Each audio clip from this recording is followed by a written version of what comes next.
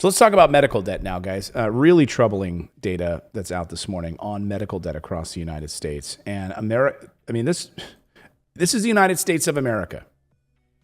Americans' medical debt now tops $140 billion, according to this new study. $140 billion. From the Journal of the American Medical Association. An estimated 17% of Americans owed medical debt in June 2020. The average amount owed was $429. Over the time period studied, the amount of medical debt became progressively more concentrated in states that don't participate in the Affordable Care Act's Medicaid expansion program. Between 2013 and 2020, states that expanded Medicaid in 2014 experienced a decline in the average flow of medical debt that was 34 percentage points greater than the average medical debt flow in states that didn't expand in Medicaid. Medicare and Medicaid for all, right? No, we can't do that. Unbelievably crushing is the medical burden on Americans right now. Let me know in the chat, what does your medical debt look like right now? I've seen numbers. I mean, my neighbor, I've seen people saying $650 a month just for this particular medicine, $1,200 for an inhaler.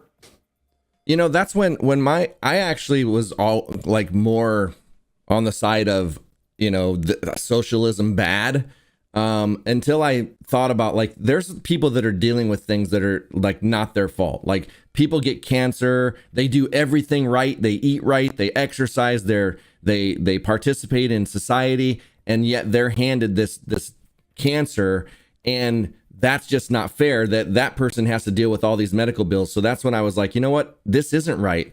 People should not have to have all this medical debt, because it can stop you from getting a house. It can stop you from getting a car. It goes against your credit. I mean,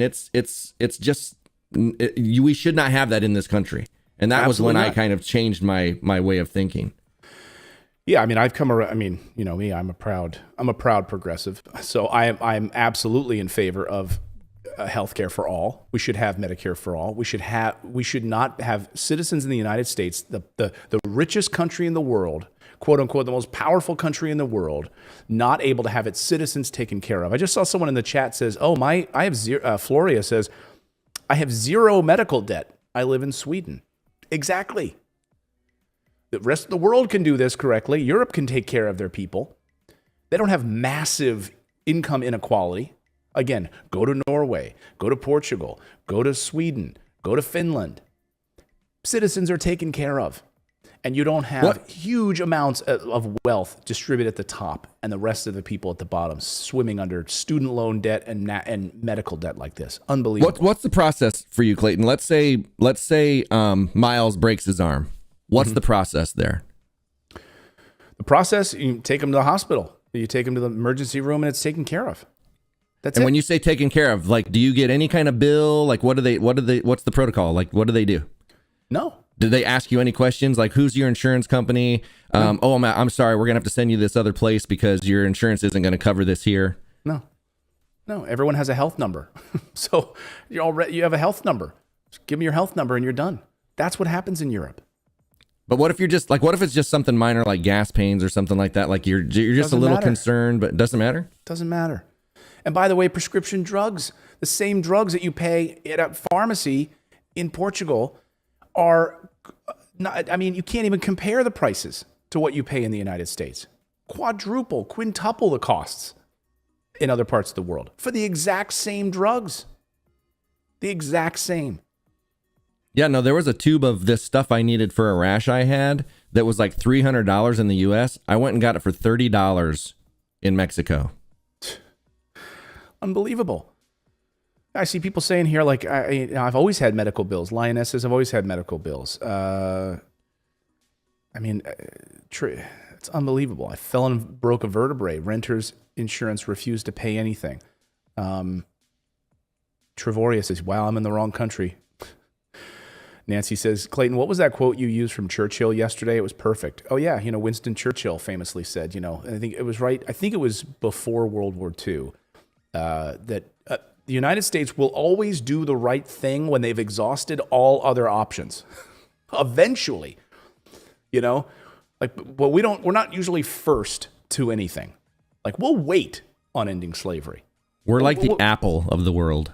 Right. We'll wait till everyone else releases a crap, well, not a crap. Everyone else releases something, and then we'll come in and release our version of it. Finally. Same thing with medical care. Like, we'll wait until the United States and Americans are absolutely destitute, where there's like, hey, maybe an insurrection. I don't know. What happens? Totally, government thrown out of office. Lisa Birch says I owe $60,000 for a broken ankle. Jesus, Lisa. God. Tammy says $675 for my inhaler. Garbage.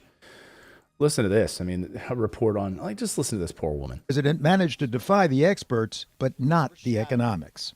Hearing the bill collectors calling you about hospital bills that you know you don't have the money. How much were your bills? Over $6,000. That's after insurance. After insurance. $6,000. Jeez, this is America. So how does the rest of the world, I'm always fascinated by this, because we're so lied to in the United States that we've got the best of everything when we literally have the worst of everything. So we're so lied to and spoon-fed all this crap by mainstream media, right? And lied to on a regular basis. And then when the rest of the world, when we understand what they've got and what they're using, like in Europe, Americans' jaws drop. Right. And remember when the Meghan Markle special was on CBS and all of these Brits tuned in to watch the Meghan Markle Prince special with Oprah. Right. And they were watching CBS streaming because they never watch American television. Right. All the British people. So they were watching every commercial break. They couldn't believe. They're like, what are all these ads for drugs, drug companies? Prescription drugs, like there were all these memes online. The Brits they're like, oh my God, is this what it's like to live in America? So this reporter hit the streets in London to ask them what they think Americans pay for different drugs and treatment in the United States. Watch this. This is absolutely stunning. 10 grand for a baby. Is there a price for that? Yes. Jeez, $100, $200? $2.5 grand. $80. 600. 250. More.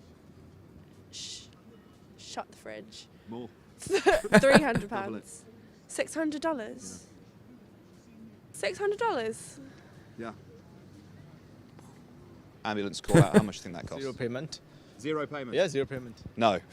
It costs $2,500. For real? Yeah. Oh, okay, cool. you look. An inhaler. $100. Yeah, you're pretty close. It's a bit more. 120. 250 to 350. For an inhaler. Yes. A piece of plastic. Man. So if you're poor, you're dead. I know that it's like public health care in the UK. In the US, fortunately, I'm able to get health care through my parents, their jobs, but like I carry an EpiPen, and I know that like the cost of that has just been rising. So like there's like very few companies that even compete, so it's sort of like a monopoly for the EpiPen. Even though like we have insurance, it costs my parents about a couple hundred, even with insurance. So 2 EpiPens. Okay. How much do you reckon they are? $80. 600. $40. I'm afraid not. More? More? $100. More. 150. More. 250. More. Shut the fridge. More. £300. $600. Look at her expression. Shut the fridge, she says. Shut the fridge. Yeah. That's United States. That's the truth about the United States. Don't let people lie to you. Don't let people lie to you. This is what happens in the United States. Drop me a note below. I want to hear what your medical debt looks like. Well, and all that actually is a transfer of wealth, because we're the ones paying for it, and it's going to the pharmaceutical companies and it's going to the insurance companies. And that's just a transfer of wealth more up to those industries. Top. Oh, it always is. Billionaires making more money. Wall Street with record profits. I saw yesterday Wall Street growth expected for many years to come. Many years to come. With the amount of liquidity right now that the Fed has in its arsenal, over $8 trillion of liquidity, the market is continue to explode. These businesses will continue to, J&J, Johnson & Johnson had record profits. All of these manufacturers have record profits. Why? Runaway drug costs. And Americans are just absolutely crushed under these medical bills right now. It's a travesty. And other parts of the world are doing it correctly. We should learn from them instead of mocking them. We are failing. The United States is turning into a hellhole. Freaking Absolutely. socialists, tree hugging socialists. That's all they are in those other countries. Clayton, you're a tree hugging socialist, man. Hey, when people look around, how are we doing in the United States? We suck. We suck. We're good at bombing people. We're good at that. We're good at lying to people. We can always afford that. We can always afford that. We can make good Hollywood movies. We're great at that. Our food supply is awful. Our student loan debt is astronomical. Our healthcare system sucks. Our government sucks. We have 900 military bases around the world where we can take care of that, but we can't take care of our people. Our infrastructure is falling apart. Buildings are falling down. I'll bet you if our senators and congresspeople had to abide by the same rules we did, that it would change, because they get all those things. They get health care. They get a UBI, basically. They get money from us, $175,000 a year, plus a $30,000 furniture budget from us out of our pockets, the people who can't afford it, and they get free medical care. They get universal health care. Like, we're not asking for anything more than what they get. Not at all. But we can line the pockets of billionaires very, very well.